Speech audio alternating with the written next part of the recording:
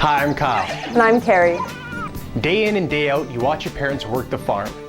Naturally, you want to be like them and help out as much as you can. You probably do a lot around the farm already, and you're learning more every day.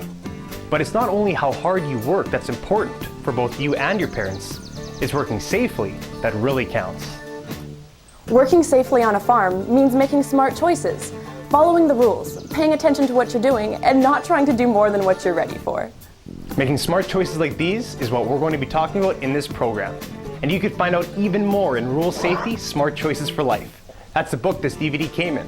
Be sure to read it and get your parents to read it too. And then, why don't you write to us and let us know how the DVD and book have helped you to make smarter choices. Get your parents to write us too.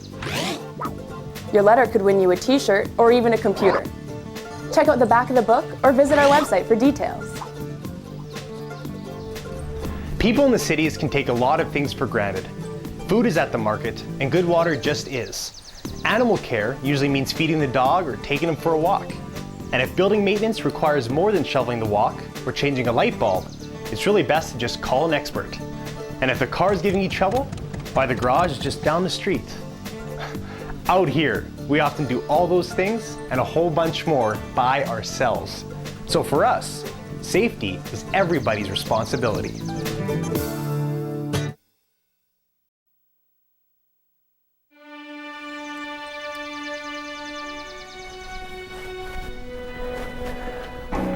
What happened to you?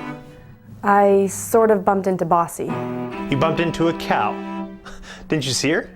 Oh, I saw her all right. Well, you see, I kind of left the gate open, and she tried to come through. And I tried to stop her, but she just kept going, and she's so big. And she's up on the hill. Yeah.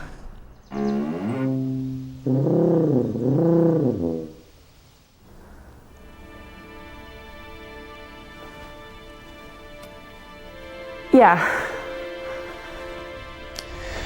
Animals are a huge part of rural life. But despite what we might see in the movies, Babe, Black Beauty, Ratatouille, animals aren't people. They're different species with different sets of behavior. And if we want to be safe around them, and we want them to be safe around us, we have to understand that. Kittens, calves, lambs, they're so darn cute, they're practically irresistible. Of course, their moms think so too, and that can be a problem. Female animals are usually very protective of their young.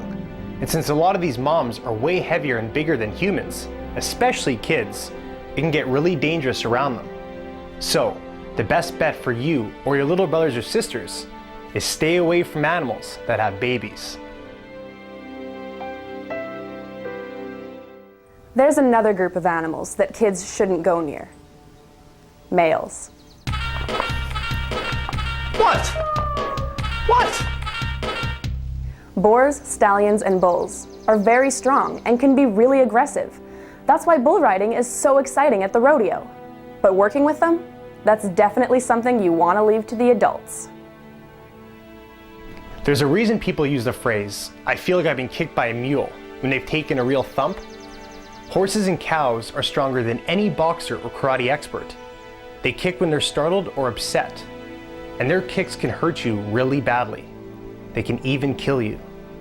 So, no matter how friendly or docile you think your animals are, the smart choice is to never stand or walk behind them.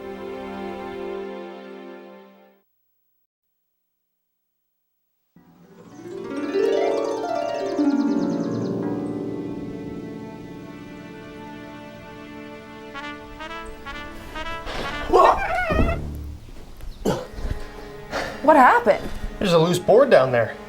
Are you okay? Well, I'm fine, but you better fix it, don't you think? Me? Carrie? Sorry. Maintenance is her job. You know, falls are the leading cause of injury in rural areas, so can you keep it down? I'm trying to talk here. Where was I? Oh yeah, falls. There's a lot more maintenance when you live in the country, especially on a farm.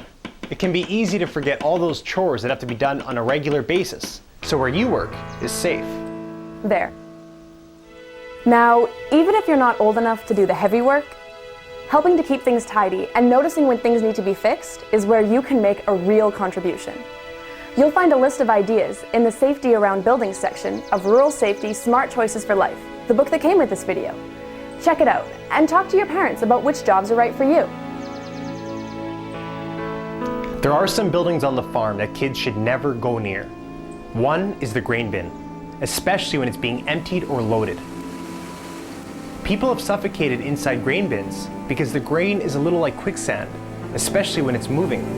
It could suck you under and hold you till you die. The other one is the building where your parents store the fertilizers and pesticides. If you see that building is unlocked, tell your parents right away. Same thing if you see any containers that should be locked inside but aren't. Containers with any of these symbols on them. Why is this important?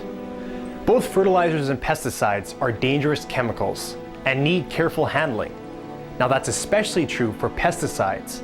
After all, pesticides were invented to do one thing: kill living organisms. You are a living organism. So to stay that way, just stay away.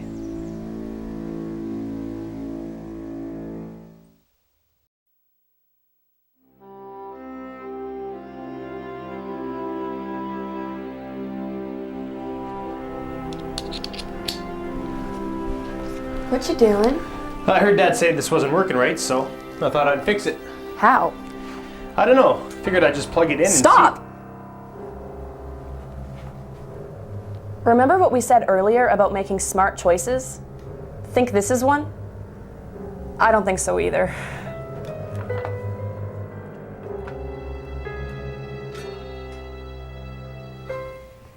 Wrong with it. There was a... But I thought there was... Boys. Today, we can grow more grain and raise more livestock than our grandparents ever dreamed. That's because modern equipment, like tractors and combines, make us so much more efficient. But being around any kind of machine is no game. Modern farm equipment is big, fast, and full of moving parts. Each piece is as safe as the manufacturers can make it, as long as it's operated properly. Unfortunately, you may know some people that have had some accidents around farm equipment. They may have lost their hand, their leg, or even their lives. So when you're around farm equipment, the only smart choice is to follow the rules to the letter. Everybody's got a tractor, usually more than one. Plowing, seeding, fertilizing, pesticides, baling, along with the combine. It's absolutely essential in the modern farm.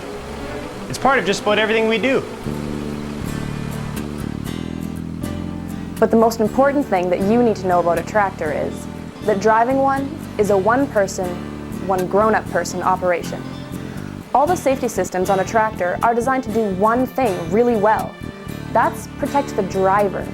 So hitching a ride on a tractor is not a smart choice. Now the coolest thing about a modern tractor is that unlike the horse it replaced, it doesn't just drag stuff like seeders and spreaders behind it. It powers them too. It does this with a shaft called the power takeoff, or PTO for short.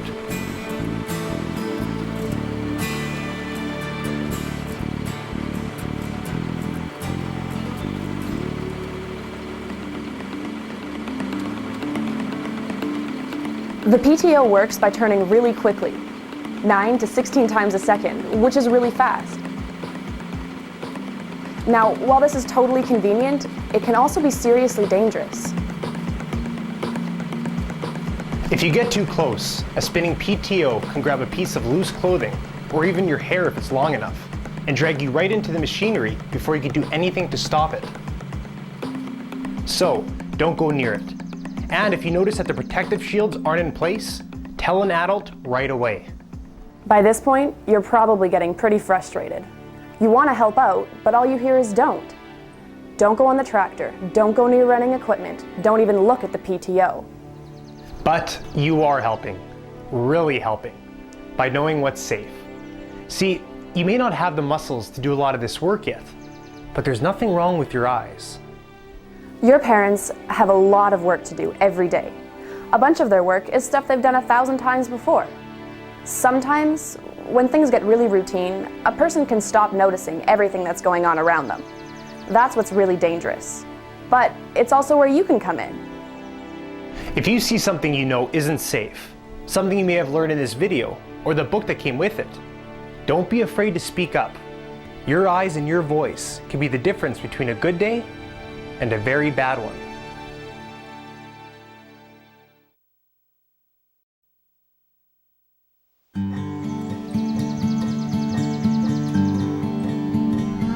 Water. We drink it. So do our animals and our crops. We use it for cleaning, to cool the engines in some of our machines, to make fertilizers and pesticides work properly.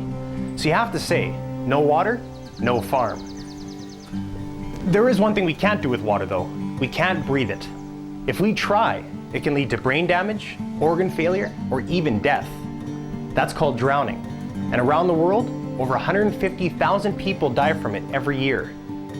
In fact, drowning is the second leading cause of death among kids in rural areas. So what can your parents do to make sure this doesn't happen to you?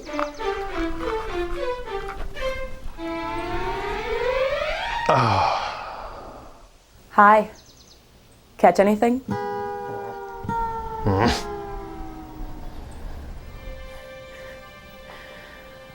Ever notice just how much open water there is in rural areas? Your place might have a pond like this one. There's certainly at least one well. You could have a river or a creek running through your land. There are dugouts and drainage ditches, and depending on where you live, maybe even irrigation channels. All of them can be dangerous, and not just for little kids. Remember, people have drowned in just a couple inches of water. That's why there should be fences around any open bodies of water. And it's a good idea not to leave things around that could attract little kids. Toys, things like that. It seems that there are a couple stories every year about kids falling down wells. You don't want this to happen to your little brother or sister. So, your parents should make sure that any abandoned wells on your land are filled in. And the ones that you are still using are tightly capped.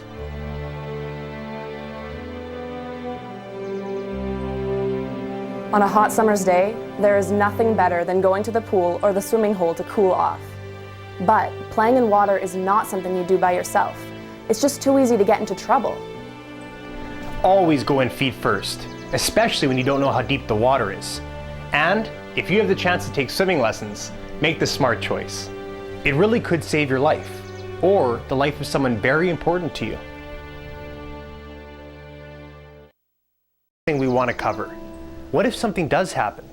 What if there's an accident? What do you do? The most important thing is don't panic.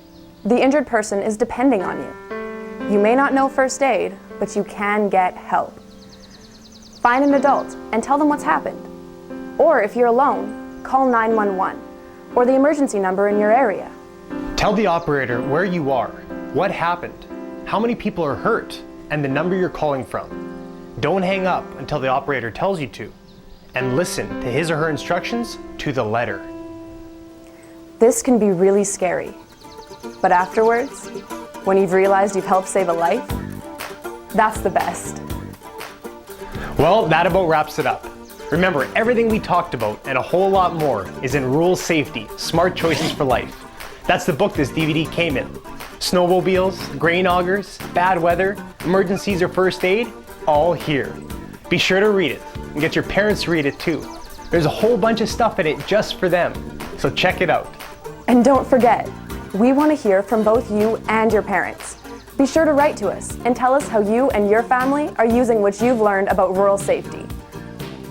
Look at the back page of the book or visit our website to see how your letter can win you a t-shirt or even a computer. Oh yeah, one more thing. When you get back to the main menu, be sure to take our quiz and learn how you can win more cool prizes. Thanks for watching, and thanks for learning about rural safety.